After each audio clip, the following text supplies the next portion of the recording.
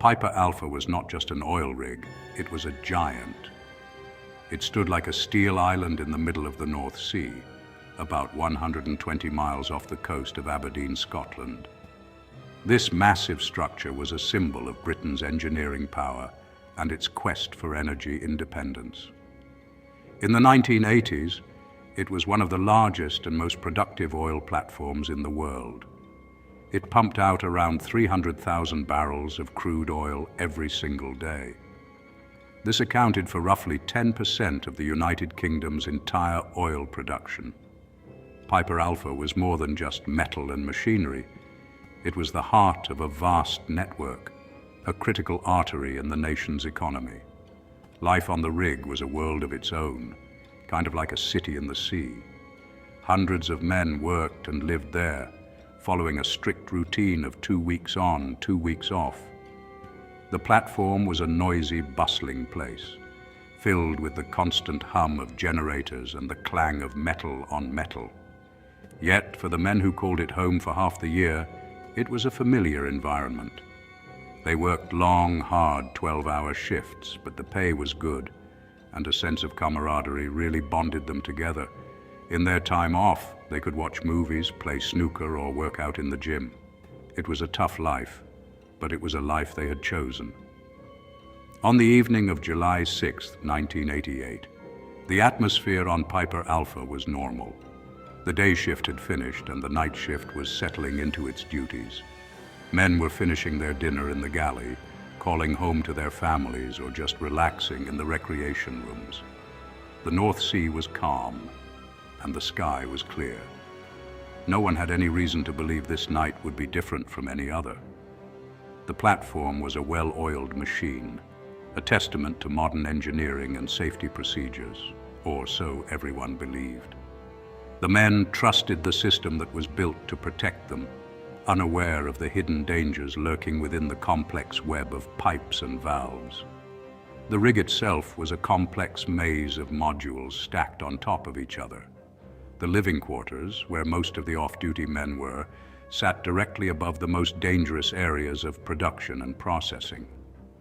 This design was common at the time, but it placed the men in a position of extreme vulnerability. The separation between the hazardous work areas and the safe living areas was minimal. It was a design flaw that would have catastrophic consequences. On that calm summer evening, the men of Piper Alpha went about their routines, oblivious to the fact that their steel island was a tragedy waiting to happen. The disaster began not with a bang, but with a piece of paper. Earlier in the day, maintenance work had been carried out on one of the platform's 2 main condensate pumps, known as Pump A. These pumps were vital for moving the highly volatile liquid gas from the platform. A critical pressure safety valve had been removed from Pump A for routine servicing. To temporarily seal the resulting opening, a simple flat metal disc called a blind flange was bolted into place. The work was not finished by the end of the day shift, so the engineers filled out a permit to work form. This form stated that the pump was not ready and must not be switched on under any circumstances. As the day shift handed over to the night shift, a crucial breakdown in communication occurred. The written permit, the only official record that Pump A was out of commission, was not passed to the control room supervisor for the incoming shift. It remained in the maintenance office, separate from the active permits. The night crew began their shift, unaware of the critical work that had been left incomplete. The verbal handover between the shift leaders was brief and did not mention the specific state of Pump A. This small oversight, a missing piece of paper and a few unsaid words, was the first link in a deadly chain of events. The maintenance on the pressure safety valve was not the only job happening that day. The pump's main power source had also been isolated for the work. The paperwork for this electrical isolation was processed and filed correctly. However, the paperwork for the missing safety valve was not. This created a confusing and dangerous situation. The control room had documentation showing some work was being done on Pump A, but not the most critical detail. The men in the control room believed the pump was simply offline for minor electrical maintenance and would be ready for service if needed. They had no idea a vital safety component was completely missing. This simple clerical error created a hidden trap.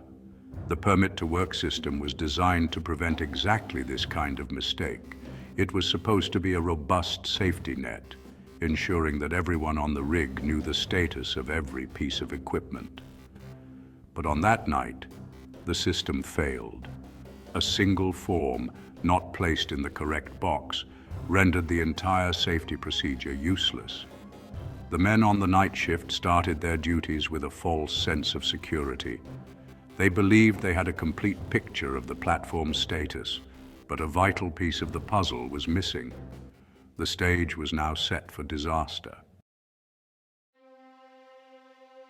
Later that night, the platform's other main condensate pump, Pump B, suddenly stopped working. This was not an unusual event. Machinery on an oil rig can be temperamental. The control room operators now faced a problem. They needed to keep the condensate flowing to maintain production. With Pump B offline, their only option was to start Pump A. They looked through their active permits and found nothing to suggest that Pump A should not be used. The paperwork for the electrical work was there, but it had been cleared. The crucial permit detailing the missing safety valve was nowhere to be seen. They had no reason to suspect any danger. Believing the pump was safe to operate, the operators made the decision to bring Pump A online. They followed their standard procedures, unaware of the catastrophic consequences that would follow their actions. In the control room, a button was pushed. Deep within the machinery of the C module, electrical signals sent power surging towards the dormant pump. The men were simply doing their jobs, trying to solve a routine operational problem.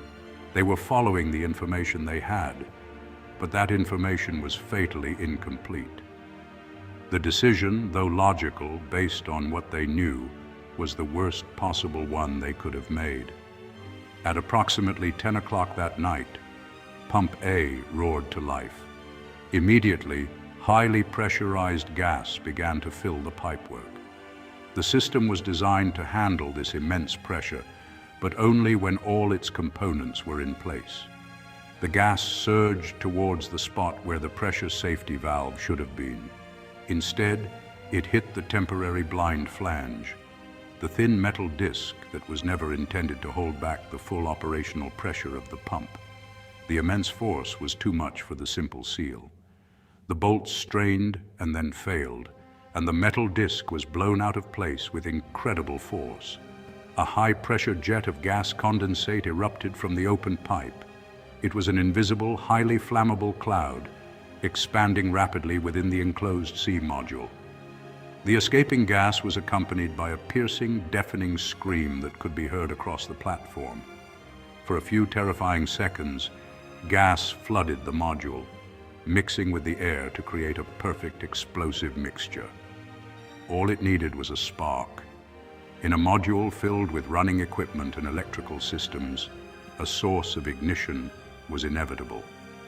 The invisible cloud found one, and the night on Piper Alpha was torn apart by the first devastating explosion. The initial explosion was massive. It ripped through the C module, which was really the heart of the platform's gas processing operations. A huge fireball erupted, engulfing the area and sending a shockwave across the entire structure.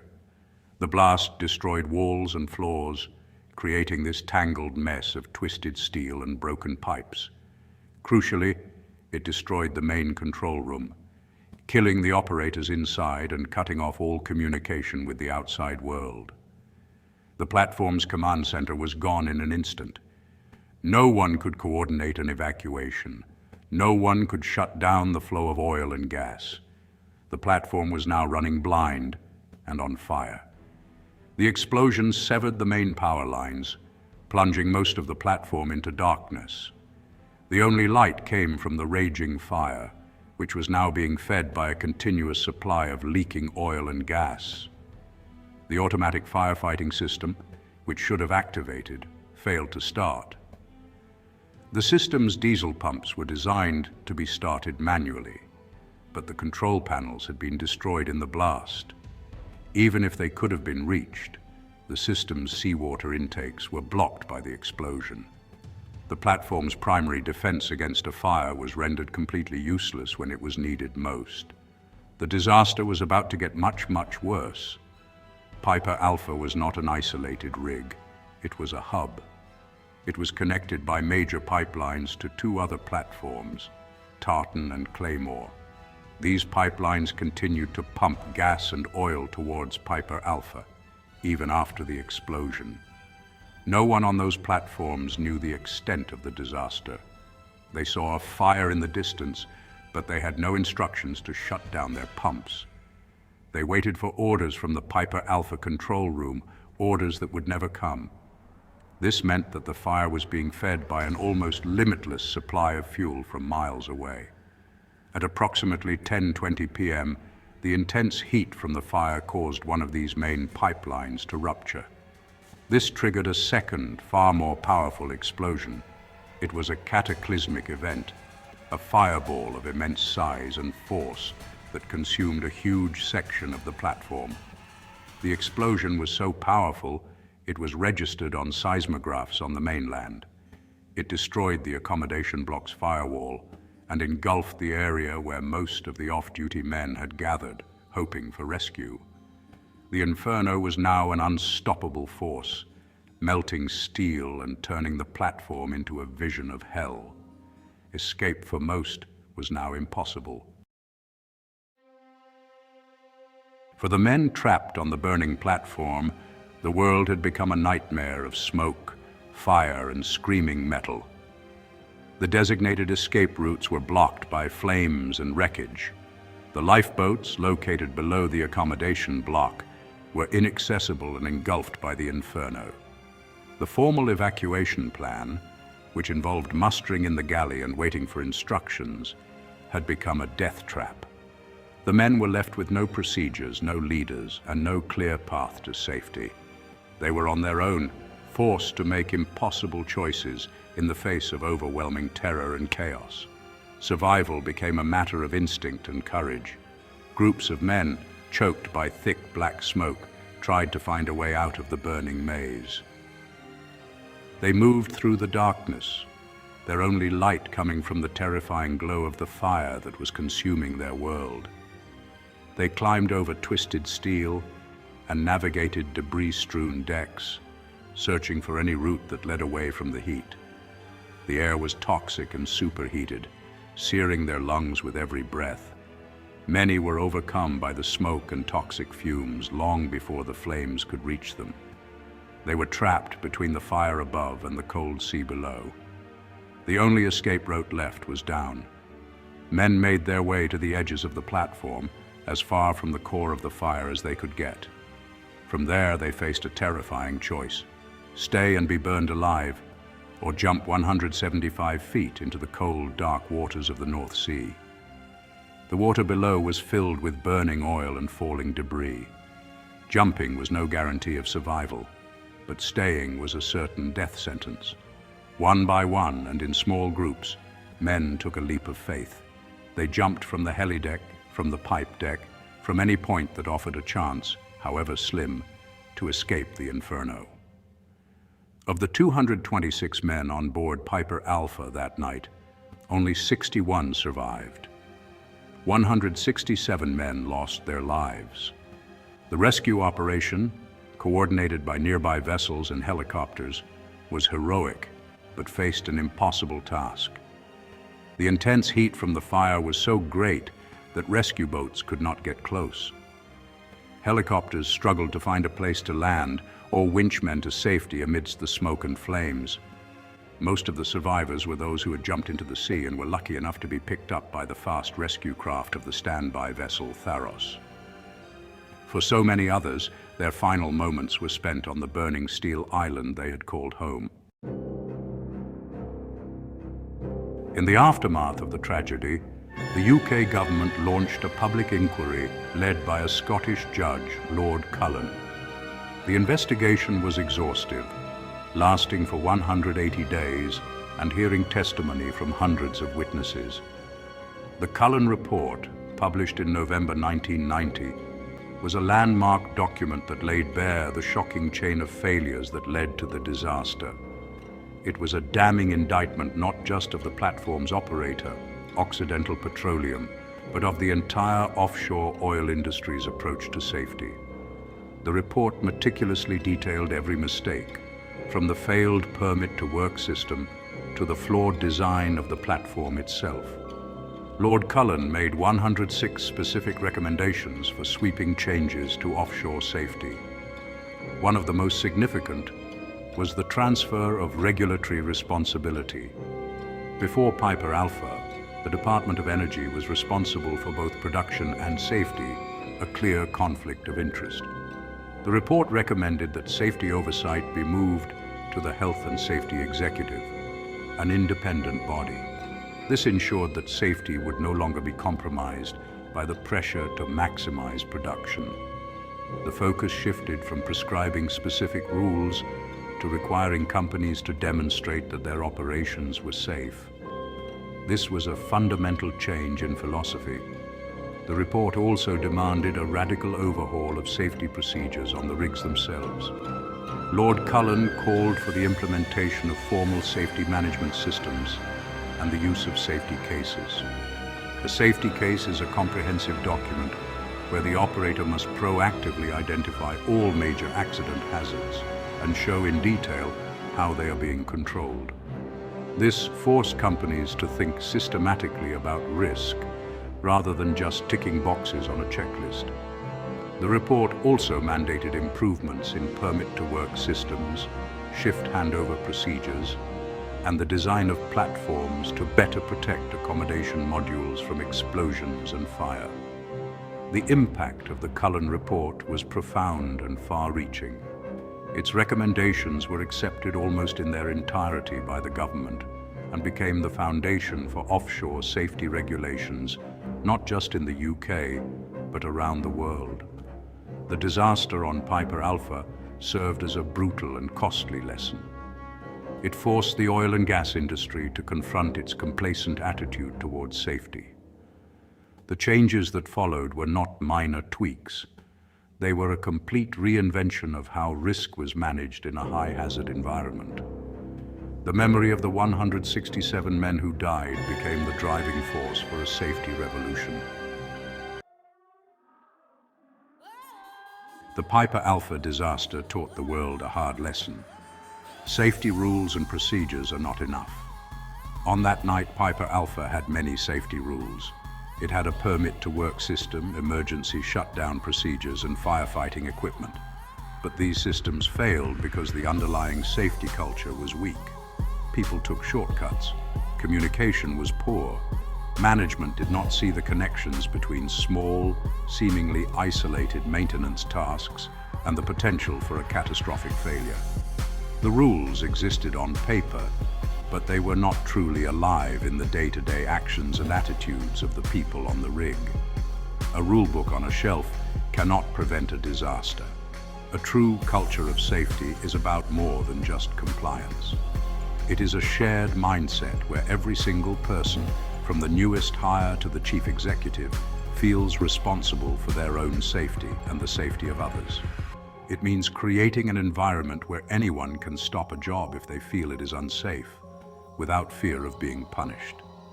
It is about constant vigilance and a willingness to question assumptions. It is understanding that accidents are not caused by a single error, but by a chain of small failures. A strong safety culture is focused on finding and breaking those chains before they can lead to tragedy. After Piper Alpha, the industry began to understand this distinction.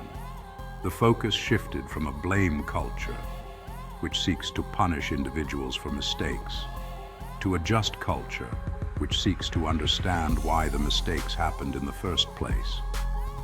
This encourages open reporting of errors and near misses, turning them into valuable learning opportunities rather than something to be hidden. It involves leadership that actively champions safety, not just with words, but with actions and resources. It means investing in training that goes beyond technical skills to include communication, teamwork, and risk awareness. The legacy of Piper Alpha is written in the safety regulations of every oil rig in the world today. But its most important lesson is not found in any rule book. It is the understanding that safety is a human endeavor.